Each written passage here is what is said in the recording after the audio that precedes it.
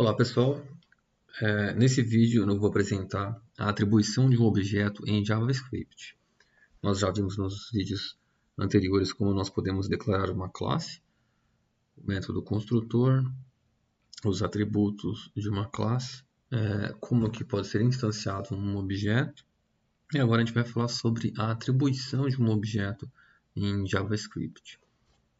É importante destacar, pessoal, que existem tipos primitivos em JavaScript que são tipo number, string e boolean, por exemplo, onde existe uma forma em que os valores desses tipos são armazenados na memória e existe o outro tipo ou outros tipos de dados em JavaScript que são do tipo objeto, e esses tipos de dados têm uma maneira diferente de armazenamento em memória. Quando eu falo de memória aqui, estou me referindo à memória principal do computador, onde está sendo executado aquele script ou aquele código JavaScript. De maneira geral, pessoal, as variáveis que nós declaramos no nosso código JavaScript, quando o navegador, por exemplo, supondo que o nosso código está sendo executado no navegador. Quando o navegador está executando o código JavaScript, essas variáveis elas precisam ser armazenadas em um local da memória principal do computador. A gente fala então que elas são armazenadas em espaços da memória principal. Aqui eu coloquei essa figura, fiz e inseri essa figura de uma maneira bem simplificada, apenas para fins didáticos, como os valores de duas variáveis do tipo number, eles podem ser armazenados na memória principal. Então, essas duas colunas dessa tabela, elas representam a memória principal do computador. Aqui nessa coluna nós temos o espaço de memória e nessa coluna nós temos o endereço de memória. Para cada espaço existe um endereço associado, que é justamente através desse endereço que as variáveis declaradas podem ser localizadas. Então, digamos que exista uma variável chamada x e o valor dela é 10. Essa variável ela foi, então, armazenada em um espaço de memória. Neste exemplo, onde o endereço é 679 e aqui está o valor dela. A mesma coisa aconteceu com a variável y. Acontece que, por este motivo, como elas estão em espaços de memória diferentes, com endereços diferentes, e ali dentro daquele espaço tem o valor de cada variável, quando nós realizamos a atribuição de um tipo de dado primitivo, como eu comentei, number, string, boolean, por exemplo, vai acontecer o seguinte, utilizando esse exemplo aqui em JavaScript. Foi declarada uma variável A que recebendo um valor 10. Depois foi declarada uma outra variável B recebendo o valor de A. Então, nesse instante, as duas variáveis possuem o valor 10, tanto A quanto B. Na sequência, o valor de B foi incrementado em 5 unidades. Portanto, o valor de B passou a valer 15. A continua como 10 e B como 15. Quando nós utilizamos, então, o método log para exibir no console os resultados de A e B, os valores de A e B, nós recebemos esse resultado. A vale 10 e B vale 15. Ou seja, o incremento de 5 unidades em B não alterou o valor de A. Okay? Então, se nós observarmos utilizando o exemplo de espaço e endereço de memória que eu apresentei inicialmente, quando foi declarada a variável A, ela foi armazenada, por exemplo, neste espaço de memória com endereço 679.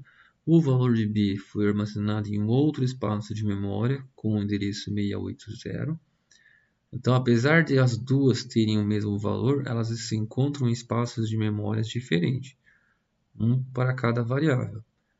Quando acontece o incremento de B, o valor de B, que é 10, vai ser incrementado em 5 unidades, Então, nesse espaço de memória, esse valor de 10 vai passar para 15. Só que não acontece a mesma coisa com A, okay? Apesar de que foi utilizado a atribuição de A para B. Mas essa atribuição passou apenas o valor de A para B. Esse valor foi passado para cá, foi atribuído em B. Quando acontece o incremento em B, ele não altera o valor de A. Acontece que o armazenamento de um objeto em memória em JavaScript ele tem um funcionamento um pouco diferente dos tipos primitivos, porque quando nós criamos um objeto ou nós instanciamos um objeto, esses objetos armazenam uma referência. Quando eu falar de referência, vocês podem entender como um endereço de memória para uma outra região da memória principal do computador, onde os dados do objeto estão armazenados. Então vamos supor o seguinte: foi criado um objeto X, instanciado um objeto X em uma região da memória, em um local da memória, supondo hipoteticamente aqui nesse exemplo simplificado, existe um espaço de memória com o endereço 111 e ao invés de colocar os dados do objeto diretamente nesse espaço, igual aconteceu com as variáveis A e B de tipo primitivo, nesse caso que é um objeto, foi inserido uma referência, um endereço para outra região de memória onde se encontram os dados do objeto. Então, nesse exemplo aqui, existe uma outra região onde tem os dados do objeto X. E esses dados, por exemplo, hipoteticamente, eles se encontram num espaço de memória com o endereço 547. A declaração do objeto, a hora que a criação, a instanciação do objeto, vai utilizar então este endereço, o 547, como referência para esse objeto. Então, nesta região será indicado onde se encontram os dados. A referência fica em um local da memória e os dados em outro. Isso acontece, pessoal, porque como os dados do objeto podem ser mais de um dado, eu posso ter vários atributos, várias propriedades, eles não necessariamente precisam se encontrar de uma maneira contínua na memória. Pode ser que eles se encontrem espalhados em diferentes espaços de memória, dependendo aí de quantos atributos, propriedades e métodos esse objeto possui. E por isso que o objeto guarda uma referência de onde começam esses dados, e aí internamente esses dados vão conseguir serem localizados toda vez que nós utilizarmos um atributo ou um método de um objeto normalmente. Então, essa questão do objeto guardar uma referência em uma região de memória e os dados em outra região de memória, ao invés de criar uma cópia dos valores, como aconteceu lá com os valores do tipo A e B, a atribuição de um objeto para uma variável, ela passa a referência do objeto, o endereço de memória, ao invés de passar os dados diretamente, quando eu estou atribuindo um objeto a uma variável. Isso vai possibilitar que essa variável e esse objeto indiquem a mesma região de memória onde se encontram os dados do objeto, e a gente pode então inferir ou assumir que elas vão se tornar o mesmo objeto, apenas com nomes diferentes. Vamos pegar nesse exemplo, eu tenho uma classe chamada produto, com esses atributos e esses métodos. Ao atribuir o objeto prod, foi criado um objeto prod do tipo produto, com esses dados iniciais, genérico e 50. Depois foi impresso aqui os dados do produto, utilizando esse método, que basicamente esse método retornou uma concatenação desse texto aqui, tipo, com o valor da propriedade tipo, o símbolo aqui de moeda em real e o valor da propriedade valor do produto. Ele retornou essa string e foi impresso isso aqui no console, tipo genérico R$50.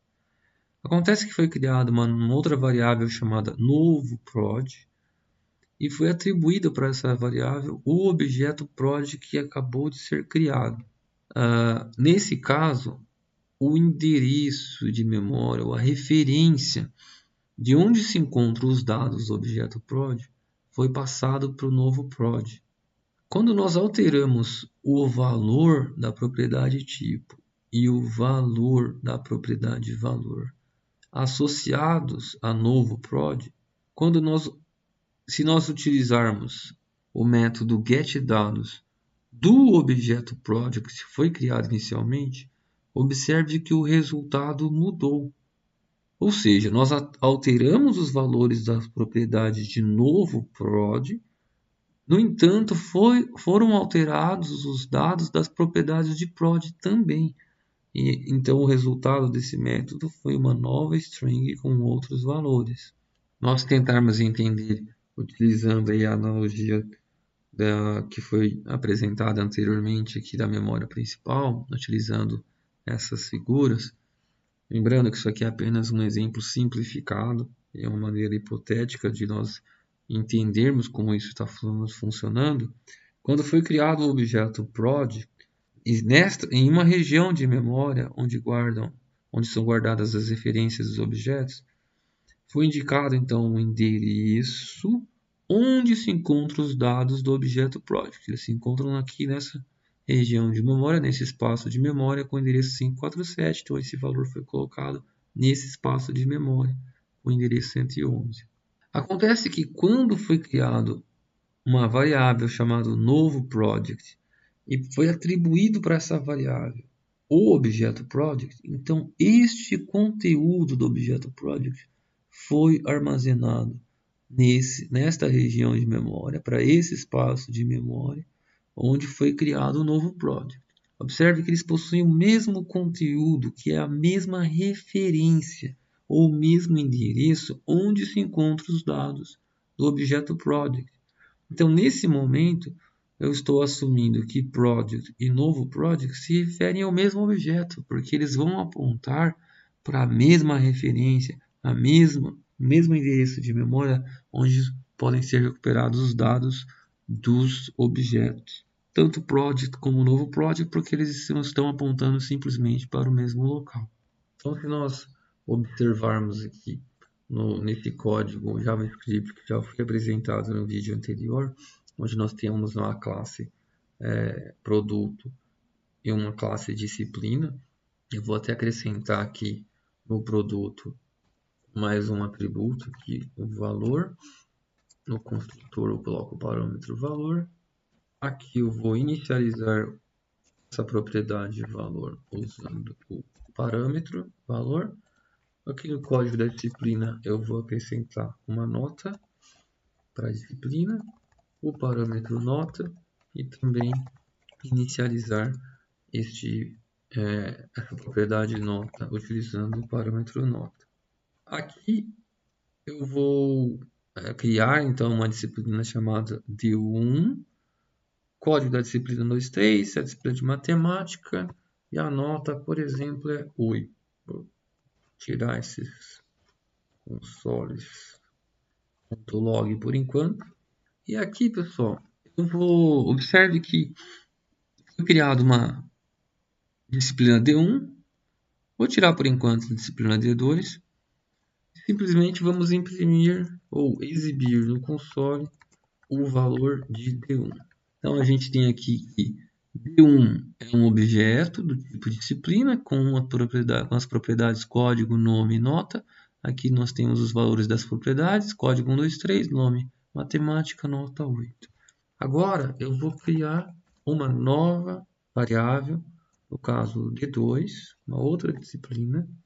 Só que ao invés de eu criar um objeto para ser atribuído a essa variável, utilizando o new disciplina, eu vou atribuir o D1. Esse objeto que foi criado, eu estou atribuindo a D2. Então, como eu comentei com vocês, como isso aqui é um objeto, será passado a referência de D1 para D2, o endereço de memória, onde se encontram os dados de D1. Nesse momento, se nós exibirmos no console log, observe que o conteúdo é exatamente igual. Essa linha aqui do console ela é o resultado do código da linha 27 do nosso JavaScript. Então esta é a chamada aqui do log. E aqui é o resultado da linha 29, que é esta chamada do log. Essa está chamando D1, essa está chamando D2 com o mesmo valor. Mas eu vou chamar D1 novamente.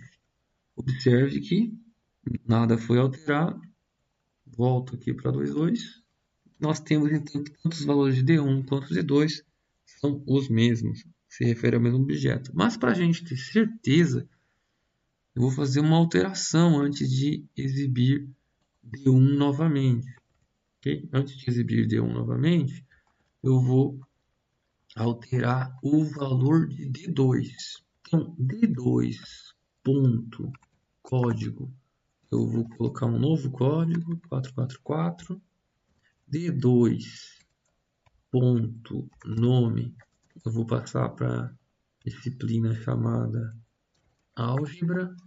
E D2 ponto nota, eu vou mudar a nota para 9. Agora eu vou imprimir D1 novamente. Observe que eu vou exibir, né, D1 novamente no console. Eu tenho duas vezes a chamada do log para exibir no console. Na linha 27, eu vou exibir os dados de D1 logo após a criação do objeto D1. E na linha 33, eu vou exibir os dados de D1 depois que eu alterei D2. Eu alterei os valores das propriedades de D2, mas eu vou exibir D1 novamente.